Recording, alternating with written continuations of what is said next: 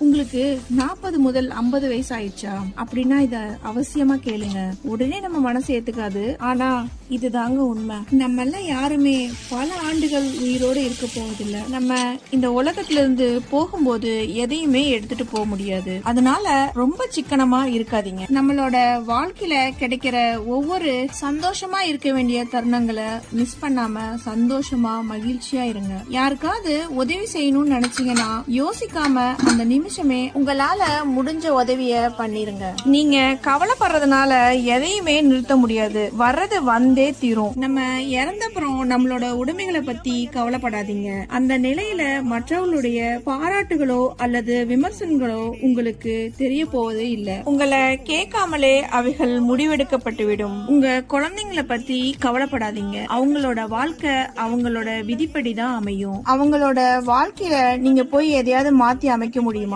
முடியவே முடியாது. நிறைய பணம் சம்பாதிக்கணும்னு ரொம்ப நேரம் உழைச்சு உங்களோட ஆரோக்கியத்தை கெடுத்துக்காதீங்க. எவ்வளவுதான் சம்பாரிச்சு சேர்த்து வச்சாலும் ஒரு நாளைக்கு நம்ம அளவோட தான் சாப்பிட முடியும். அரண்மனையே இருந்தாலும் நிம்மதியா தூங்குறதுக்கு கொஞ்சோண்டு இடம் இருந்தா போதும். பணம், புகழ், அந்தஸ்துன்னு மனசை குழப்பி நேரத்தையும் ஆரோக்கியத்தையும் வீணாக்கிக்காதீங்க. இது கரெக்ட்னு தோணுச்சுன்னா இந்த வீடியோக்கு லைக் போடுங்க.